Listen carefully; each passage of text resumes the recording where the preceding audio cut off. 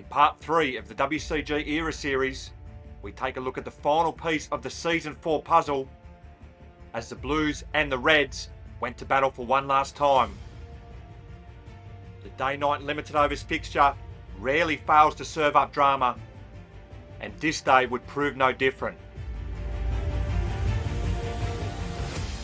On this night, Rabih's 11 would stamp their mark on the WCG to lay to rest their Test Series demons and register their first piece of silverware.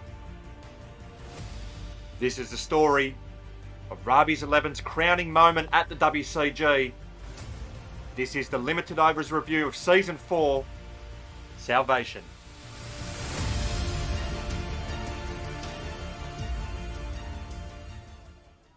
It had been a nightmare start to life at the WCG for Rabih's 11, who were simply dismantled by the Brennan's 11 juggernaut on their way to a 3-0 series defeat, the largest ever seen in WCG Test history, which had many questioning whether the experiment would be a success.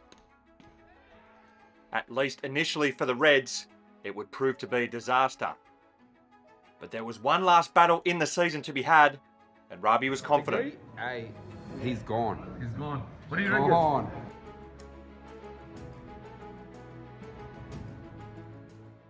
So one final chance for the Reds to save some face in Season 4. And the signs were good initially. Rabih El-Basha finally winning a toss at the WCG, having no hesitation in batting first.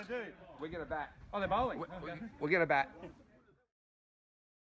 Two changes to each lineup which featured in the third and final Test match.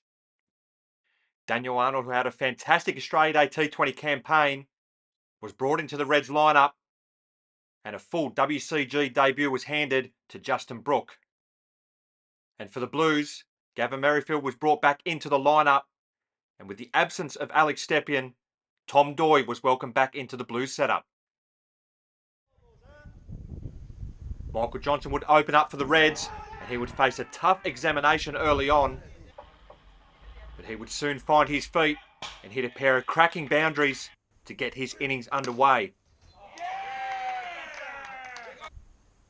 However, Johnson would succumb to a basher later in the over, caught behind for 12, and the Blues had got their first wicket with the score on 14. And things would get even better 2 balls later. A brain explosion from Nathan Hancock saw him pinned right in front, and the youngster had to go for a duck, and the Reds were in trouble at 2 for 16. That would bring the debutant Justin Brook to the crease, with the Blues up. Eh? Already 2 down for shit.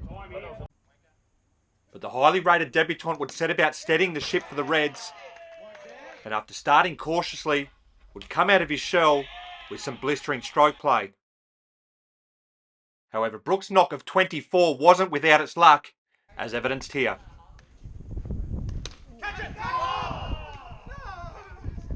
Mark Pasterfield dropping an absolute dolly off the bowling of Gavin Merrifield, who could hardly believe his ill fortune. The debutant would set about making the most of his good fortune with some poor Blues bowling to get the Reds back on track in their innings.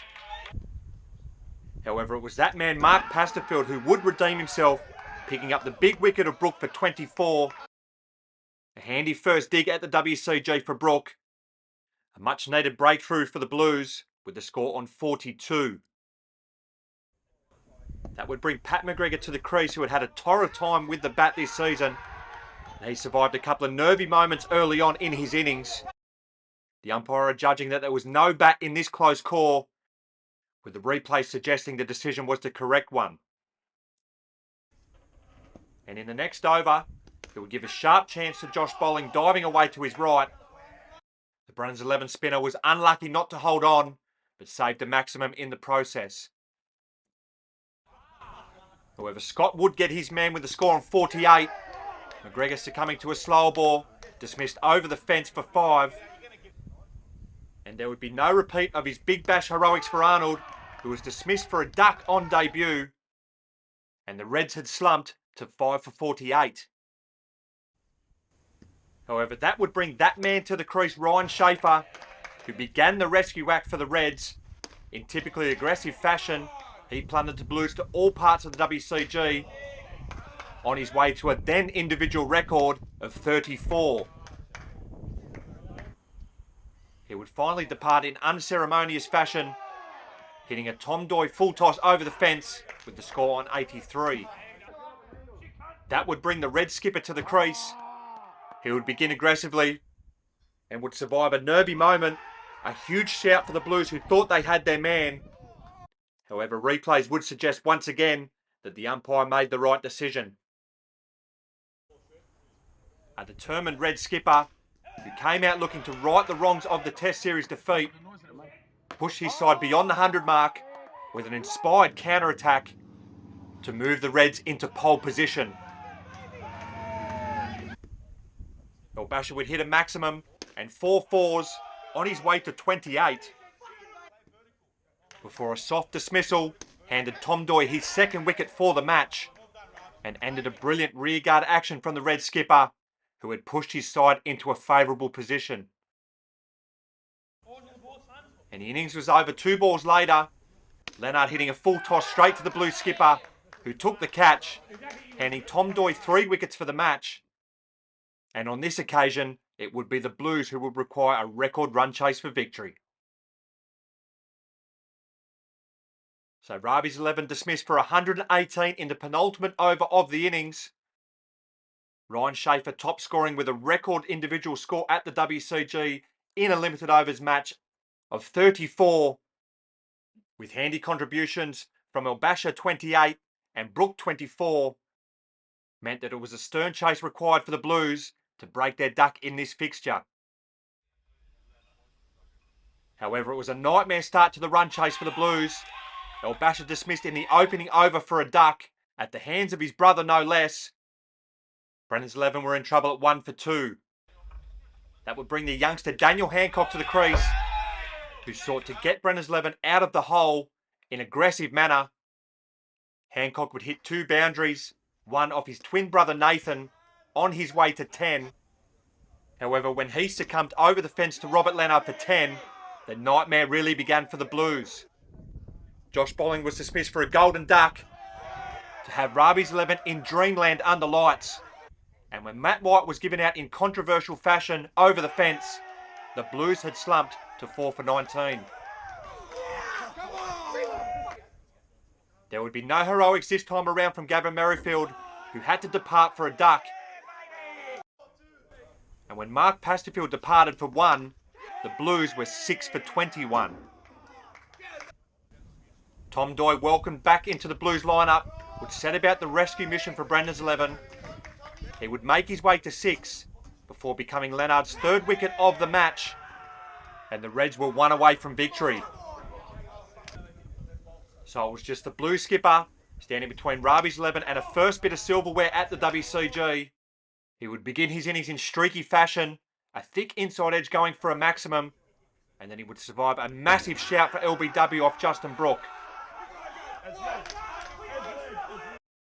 With the replay showing he could count himself a lucky boy.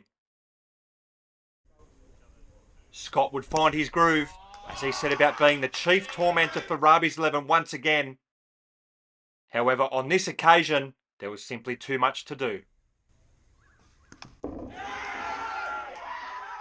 Scott's wicket sparking massive celebration from the Reds, as they had just secured their first ever title at the WCG.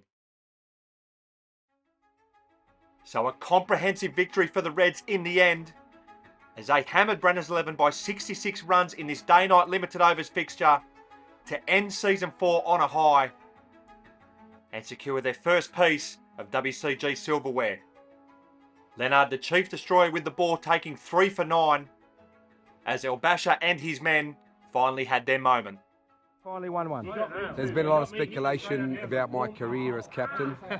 Finally today I've got the side that's backed me up. We've got rid of the old, I'm in with the new, and I just hope the senior power... Speaking of new, senior power, Justin Brook on debut was very good. the senior power brokers will back me in for next year to take you on and fucking dethrone you of the Test Series. So a statement from the Red skipper. He, along with his men, would celebrate long into the evening as Rabih's 11 etched their name into WCG history.